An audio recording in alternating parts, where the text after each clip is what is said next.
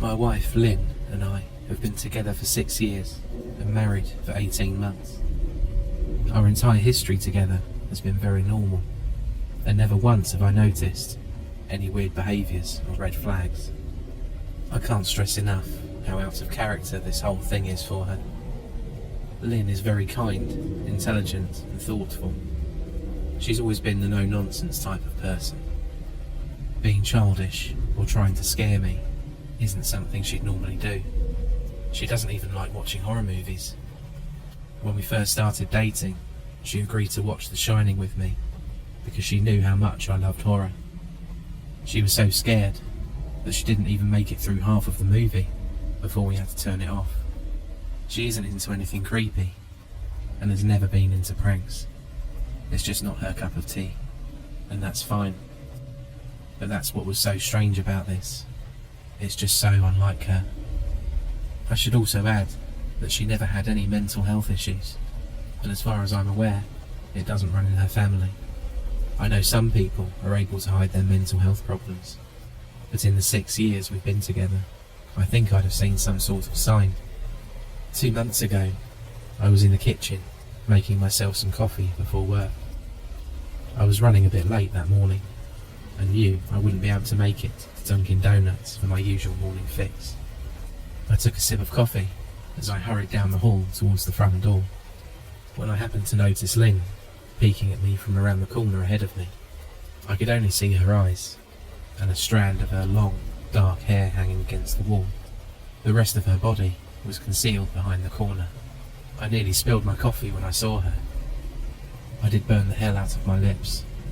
"Geez, Lynn," I said, wiping a few drops of coffee from my pants. "You scared the hell out of me." She immediately popped out of view, like a little kid that had been caught. I heard her scurry off towards the living room, and by the time I got to the front door, she was out of sight. It was really weird, and just totally out of character for her, like I said.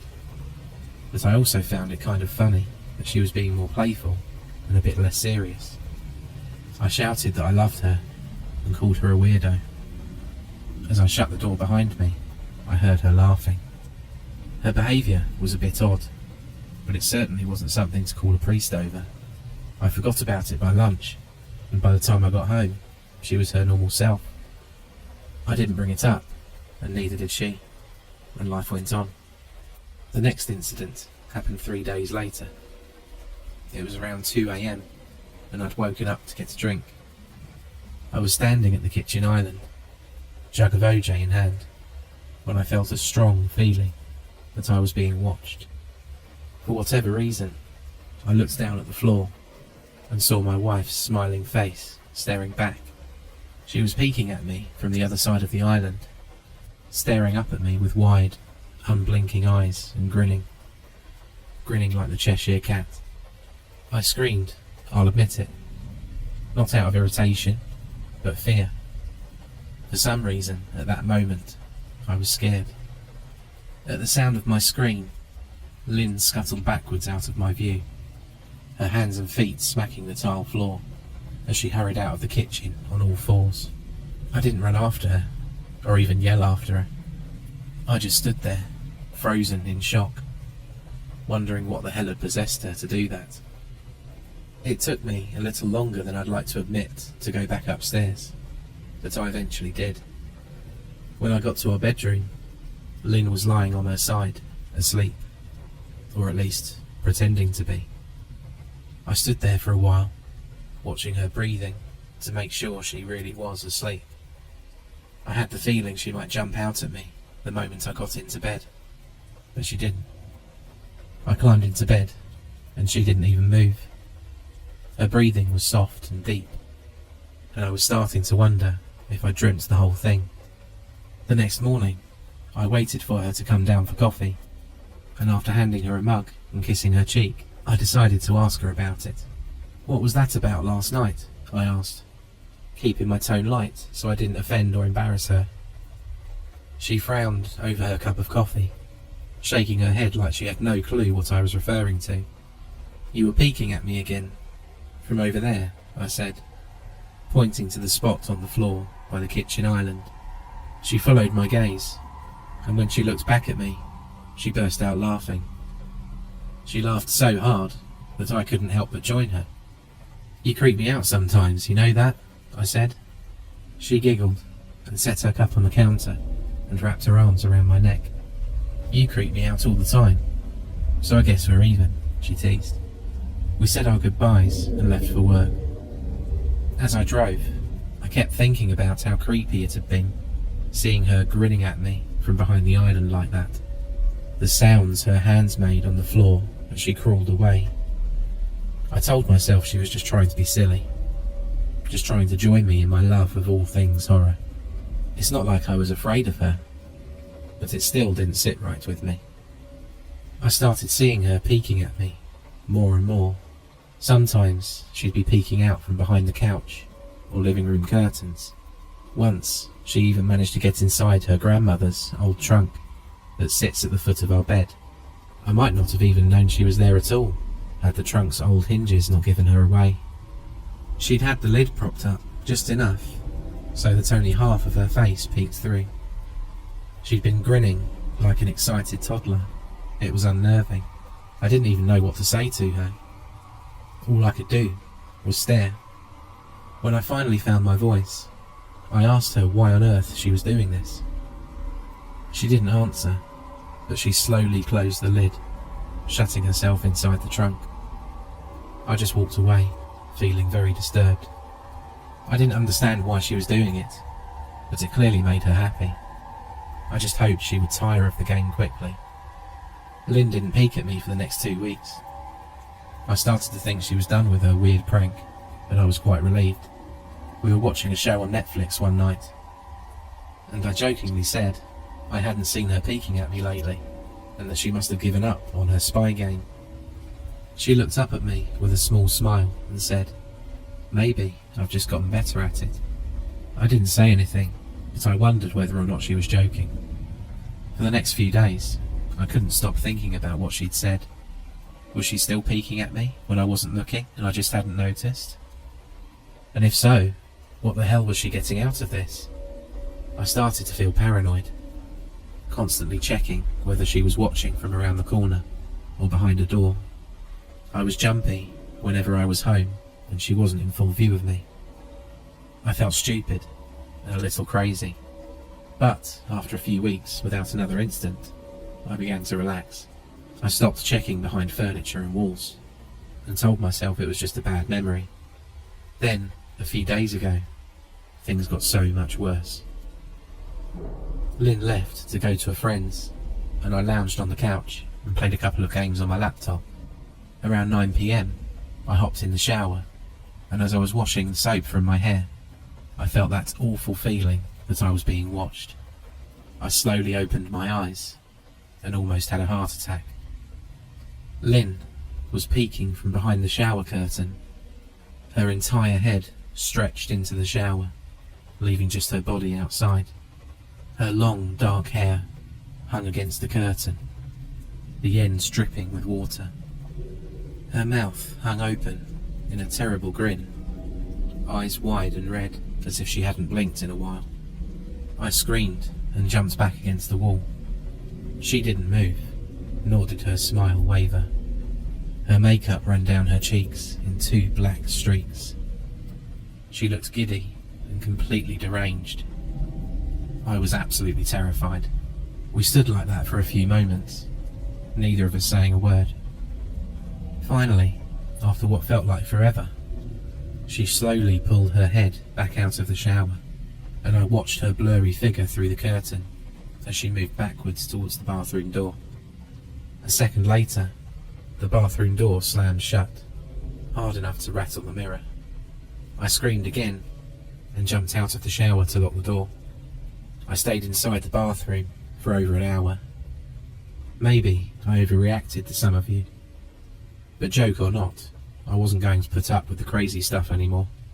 That's what I kept telling myself as I paced in my bathroom, stopping to listen at the door every few minutes. Suddenly, I heard a muffled sound, and I pressed my ear against the bathroom door, straining to listen.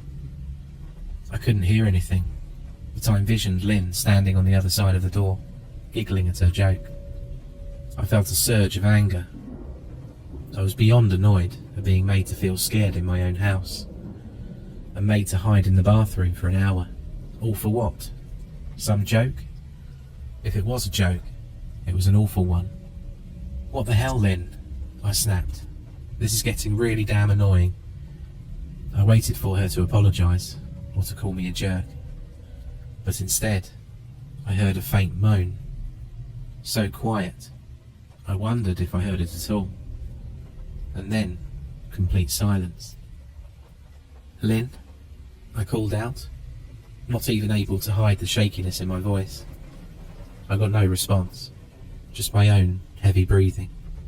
I swear to God, just stop it, I yelled, pounding my fist on the door. I waited for her to cuss me out, something I would expect from me talking to her like that.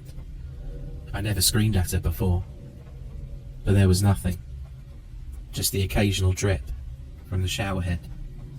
I won't deny that I was scared, too afraid to open the damn door and face my own wife. I waited another 30 minutes or so, which feels like a lifetime when you're scared. Finally, I decided I wasn't going to spend the night hiding in my bathroom, so I got down on my knees and peered under the door. I almost expected to see her face peeking back at me, but thankfully I didn't. I could see straight down the hallway to the top of the stairs, but no Lynn. I didn't know if I should be happy about that or not. I looked for a few minutes, waiting to see her head pop up over the top step, but it never came.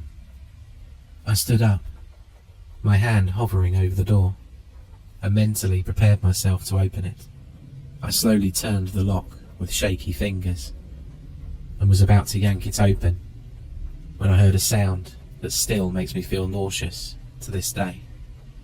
A moan, louder than before, but this time I was able to tell just where it was coming from.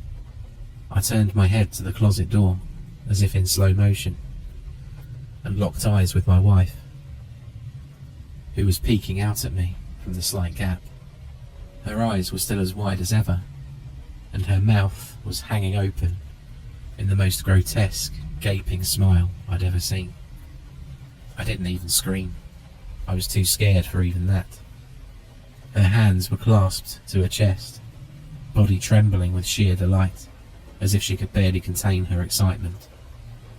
A short, raspy moan bubbled up from her throat, deep and raw, sending a shiver through my entire body. Somehow, I found the ability to pull the bathroom door open, and ran as fast as I could all the way down the steps, snagging my keys and phone from the table in the living room before running outside to my car. I could hear her shrill laughter behind me, but I didn't hear her getting closer. I didn't bother shutting the front door. I drove away from the house faster than I legally should have, shivering the entire time, either from fear or the cold, maybe a little of both. I hadn't grabbed a coat or even a pair of shoes. I was still in my boxers, and my hair was still damp. I drove straight to my brother Chris's house, about 40 minutes away, ignoring any and every call and text that I got. I didn't check my phone until I was safely parked in my brother's driveway. Lynn had called 4 times and sent a flurry of texts, all wondering where I'd gone and why I left like that. I threw my phone at the dashboard in a rage, furious at her nonchalant attitude. My brother and his wife were surprised to see me, especially dressed in just a pair of boxers, but told me to stay as long as I needed. Chris lent me some clothes and asked me what happened. I told him Lynn and I had a fight, but didn't get into the details. I didn't want him to think I was overreacting, leaving my wife over a prank, even if it was a strange one. I mean, hadn't I encouraged her for years to lighten up, instead of being so serious all the time? I'd wanted her to relax and loosen up, but this was definitely not what I'd had in mind. I tried to sleep on their sofa, but my brain wouldn't let me sleep. Every time I closed my eyes, I saw Lynn's face staring at me from inside the closet. Knowing she'd been in there with me the entire time made my skin crawl. She'd never left the bathroom at all. Instead, she slipped inside the closet and slammed the bathroom door shut to fool me. The mere thought of going back home gave me anxiety. I tossed and turned, unable to sleep. Chris ended up giving me a sleeping pill, so I was able to get a little rest. My sleep was filled with terrible dreams, all of Lynn's smiling face. I woke up just as the sun started to rise. My sore body ached from the sofa, and I felt drained. I knew I'd have to call Lynn at some point, but I didn't know what to say to her. I wouldn't be going home unless she gave me her word she'd never do any more creepy stuff. I just wanted my wife back. Her normal, serious self never looked so good to me. I was contemplating calling her and telling her that, when that familiar feeling came over me. I was being watched. I was staring at the ceiling, my heart in my throat. I didn't want to look away, but the longer I ignored the feeling, the worse it got. My eyes drifted away from the ceiling, almost on their own. Her face was pressed up against the window beside the couch, staring down at me with that same gaping smile. Drool dribbled down her lips, leaving 2 long streaks down the glass. I didn't know how long she'd been there, but something told me she'd been there quite a while, possibly all night. I didn't bother screaming, though I was afraid anger trumped any fear I felt at that moment. I jumped up from the couch and pounded my palm against the glass. "Lynn, are you crazy? What the hell's wrong with you? Just go home," I shouted. "Now!" She didn't move, and her ghastly expression never changed. If anything, her smile only grew, as if she had never been more elated. I could hear Chris and his wife moving around upstairs, as if Lynn could hear them from her place outside. Her head twitched slightly in their direction, and she began to close her mouth slowly. Chris called my name from upstairs, obviously concerned. I turned to see him and his wife Rebecca hurrying down the steps. When I turned back to the window, Lynn was gone. The only sign she'd been there at all was the 2 streaks of drool still dripping down the glass. I tried explaining to Chris and Rebecca about waking up to see Lynn watching me through their window. They were sceptical. Who wouldn't be? Chris and I went outside to the spot in front of the window, but there were no footprints in the dirt, just a slight indent. Animal, probably, Chris guessed, and I didn't argue. He and Rebecca assumed I dreamt the entire episode, but they didn't understand, and I was too tired to explain it to them. I called out of work that day and turned my cell phone off. I didn't want to face Lynn. Just talking to her was too much for me at that point. I really started to believe something was irreversibly wrong with her, that no matter what promises she'd made, we'd never be the same again. The thought saddened me to my core. I cried most of the morning. By noon, I figured I was ready to confront her, give her one last chance to explain herself. I could at least give her that after 6 years, I told myself. I turned my phone on and saw the dozens of texts she'd sent, all from a seemingly concerned wife. "Can we talk? I love you. Please call me. I'm really worried. Can you answer? Just come home," and more of the same. All texts telling me she loved me and she wanted me home. How worried she was. Not a damn one addressing the crazy stuff she pulled. Like she hadn't been acting like a character from a Stephen King book. Even her texts were different. She normally texted novels, just to tell me to pick up a loaf of bread. You'd think she'd have more to say to me after her bizarre shenanigans. I know it probably seems childish to some of you who are miles away from this situation, but if you saw the way Lynn had looked at me, how she scampered away on all fours like some wild animal, grinning at me from inside the closet like a lunatic, then I think you'd find my reaction was warranted. I ended up staying with Chris and Rebecca for another night. I didn't wake up yesterday until afternoon, and thankfully I didn't see Lynn's face watching me through the window. I don't want to pry, because it's not my place, but is this fight something that can be mended? Rebecca asked. She'd made both of us a sandwich for lunch, and I knew she wanted to breach the subject without seeming to be nosy. I don't know, she's like a different person, I said, choosing my words carefully. I still wasn't ready for her or Chris to know the full extent of the insane craziness I'd been dealing with. People change, Ben, but she's still the same woman you married. Maybe you both just need to talk through your issues.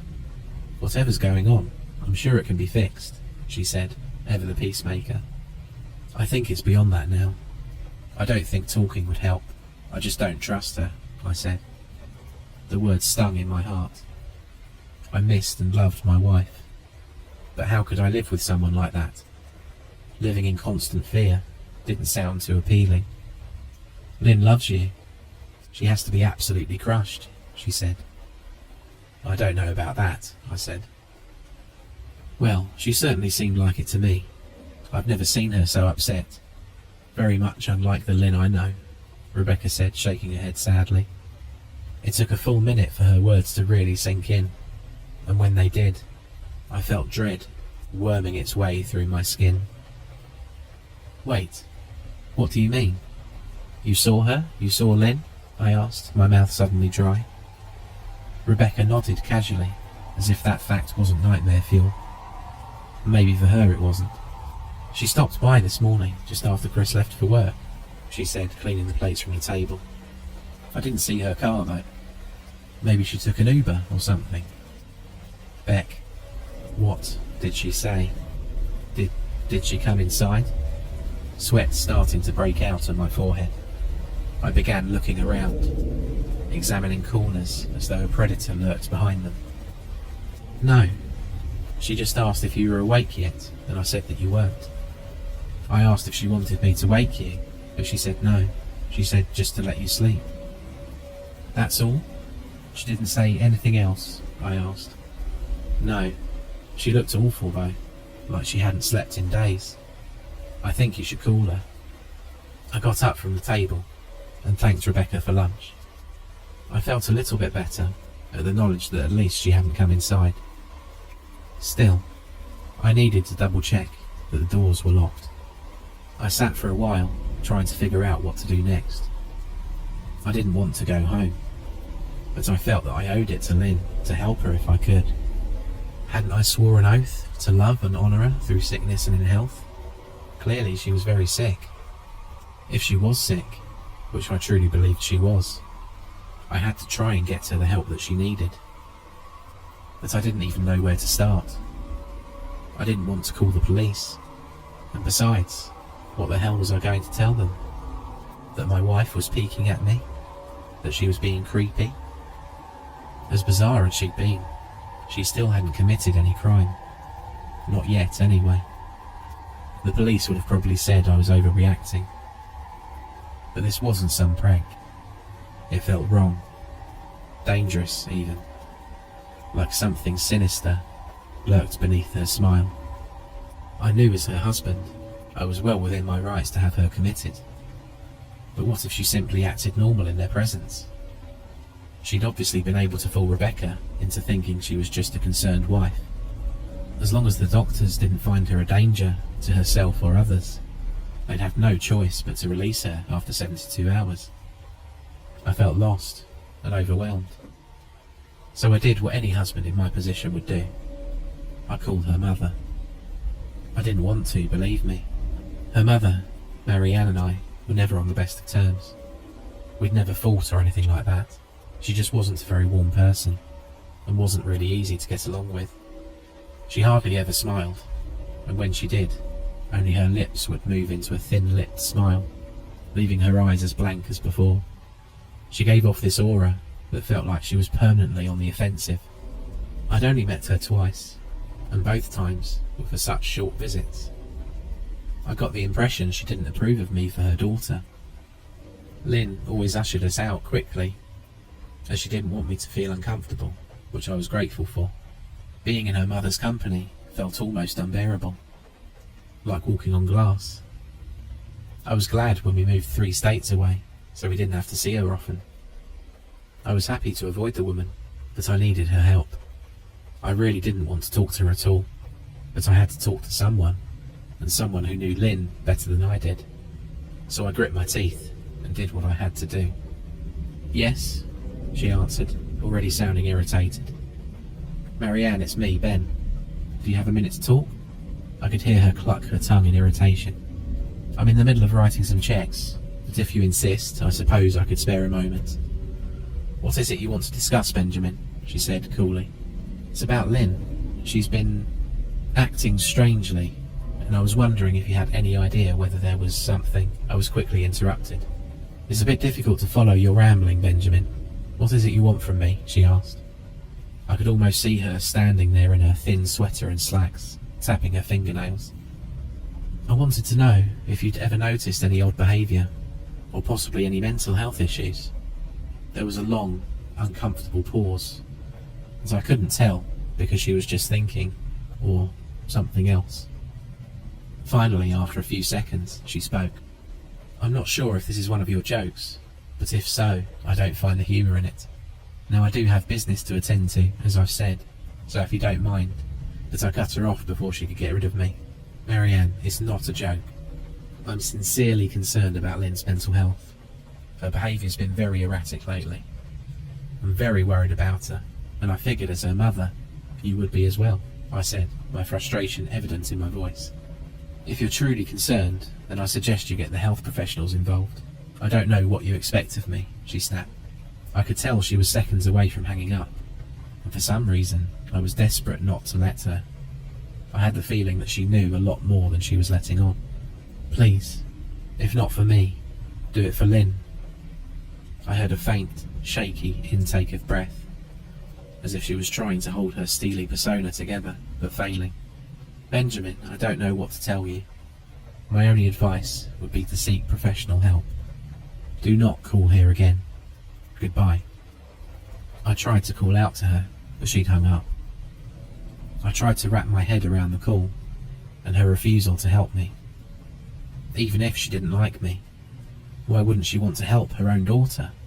I couldn't understand that. I tried to replay the conversation, desperate to find something that I'd missed.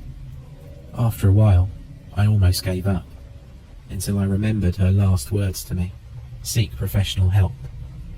She'd said those words with a bit of urgency. I could have just been grasping at straws, but no, I was sure her voice had changed ever so slightly when she'd said that, as if they were very important. What had she meant? I assumed she'd be referring to medical professionals, but maybe she was referring to someone else, someone that she didn't, for some reason, feel comfortable saying directly. Or maybe I was just desperate. I waited for Chris to get home, and after a very long and exhausting conversation with him and Rebecca, I convinced them that Lynn truly needed psychiatric help. I didn't tell them everything. I wasn't prepared to go into it yet, but I told them about our last encounter, how she'd hidden in the bathroom, peeking at me from the closet. They were obviously shocked, but thankfully they believed me. They too just wanted to help her. They still didn't think it was all that serious. Weird, maybe, but not dangerous. They just kept saying that Lynn had to be playing some kind of weird joke. "Maybe for the internet," Rebecca offered, if only half-heartedly. Chris didn't think we should involve the police just yet. He offered instead to go with me, and I readily accepted. He reasoned that calmly talking to her, trying to coax her into going willingly, was the best recourse. I agreed to do it his way. At least I wouldn't be going into that house alone. We drove over this morning, just after breakfast. There was no way I was going at night. When we pulled into the driveway, my stomach began doing somersaults. Her car wasn't there, but I still didn't let my guard down. The front door was ajar, and for a split second, I thought we'd see her eyes staring through the gap. I was shaking and starting to sweat. Chris, however, was fine. He waited for me to open the door, his hands in his pockets, like he was going on a stroll through the park. I envied his ignorance. I pushed the door open and immediately was hit with the stench of rot. Chris smelled it too, and he walked in the house behind me with his nose scrunched up. "What the hell do you guys use to clean the floors around here?" Chris mumbled. "Shut up," I said, my eyes darting around for any signs of Lynn. The house was deadly quiet and dark, despite being 10 in the morning. All the curtains were closed up tight, refusing to allow any sunlight inside. If I hadn't just left it 2 days prior, I'd have thought the house to be abandoned. We moved through each room, carefully checking any place that she might hide, occasionally calling her name. "Why the hell are you looking under the couch?" Chris asked eventually. "Aren't we looking for your wife?" He was looking at me like I was a moron. "Let's just go upstairs," I whispered. He shook his head, but followed me up the stairs to check the bathroom and spare bedroom. On the way up, my shoes crunched over pieces of glass that looked to be littered over a few of the steps. I noticed that one of Lynn and my wedding portraits that hung on the wall along the staircase had been smashed. The frame hung crookedly, all the glass removed. I stared at the picture, a lump forming in my throat. We'd taken the photo just after leaving the church, after saying our vows. She looked so beautiful in her white gown. I looked at Lynn's beautiful face. I never dreamed her face would ever be a source of terror for me. We climbed the rest of the steps and checked the spare bedroom, but it looked completely untouched. I was hesitant to go into the bathroom, my fear from that night coming back to me all at once. Chris noticed and offered to go in by himself, but I couldn't let him do that, so we walked in together, checking the closet and the shower. The bathroom looked as if it hadn't been touched since the night I left. "I don't think she's here, Ben. Why don't you pack some clothes and we'll try coming back tomorrow or something," Chris said. I nodded and went into our bedroom and shoved some clothes into a duffel bag. When I checked inside our closet, I came across the source of the smell and gagged. Chris took one look and lost all colour in his face. He had to go stand by the stairs to get away from the sight and the smell. I gazed down in shock at what lay inside my bedroom closet. Soaking into the rug were at least a dozen eyeballs, all carefully laid out in pairs. Some were as large as a quarter, while others were as tiny as a marble. I stared down at the eyes she'd collected from small animals, and I wondered how she'd got them, and shuddered at the thought. "Ben, I think we should go," he called from the hall. "I'm getting nauseous." I grabbed my duffel and shut the closet door on my new nightmare. I stepped out into the hall and took a deep breath of air. I could taste the rot on my tongue, and I couldn't help but gag. "Who the hell lines up eyeballs in their closet like that?" Chris mumbled. "I tried to tell you she needed help," I said. "She doesn't need help, Ben. She needs a goddamn exorcist. You coming or what? I can't stand the smell any." His words died in his throat, and his eyes grew wide with fear. I didn't ask him why. I could feel it. Someone was watching me, and I didn't think it was the eyes in the closet. I turned around, my eyes slowly scanning the bedroom. "Christ," I whispered, as I finally saw what we'd missed. Under the bed, curled on her side, watching us with the excitement of a kid on Christmas morning, was my wife. She held her hands together just under her chin, and they were shaking eagerly. Now that she knew she'd been found, I could hear the quiet noises she was making, a sort of hiccuping sound in her throat, as if the excitement was just too much for her. It was unnerving, to say the least. Wide eyes, and that same huge smile. Everything in me told me to run, but I forced it away. This was my wife. No matter how twisted, she was still the woman I married. I had to help her. "Lynn," I said softly. She didn't respond, but her head bobbed back and forth, in 2 quick little movements as if she was nodding. "I just want to help, okay?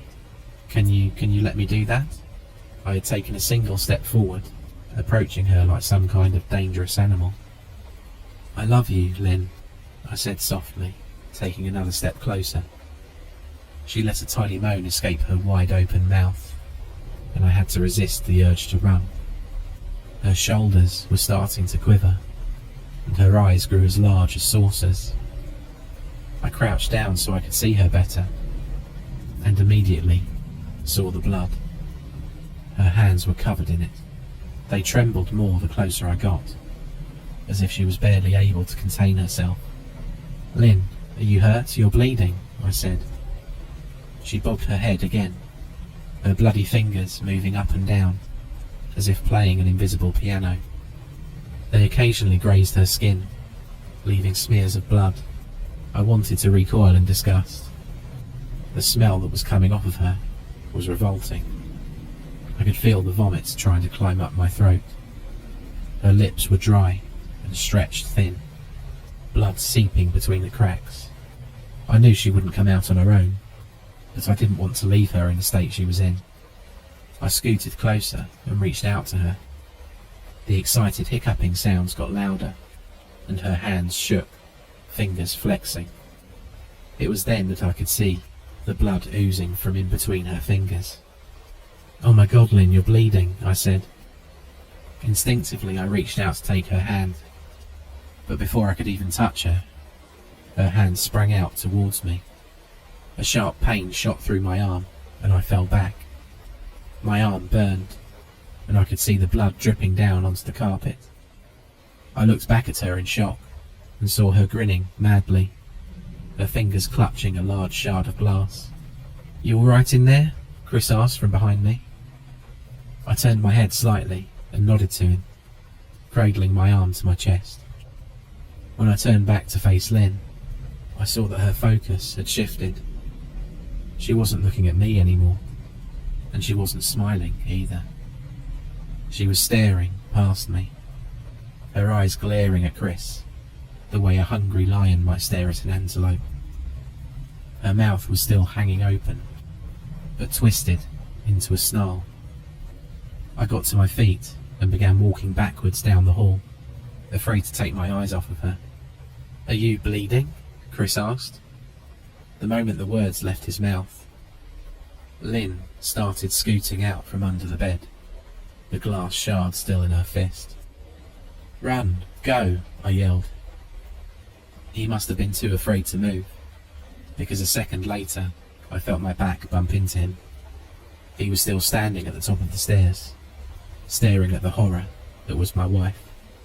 Lynn had crawled completely out from under the bed and stood in the bedroom doorway, her face twisted in rage. Her whole body was visibly tense.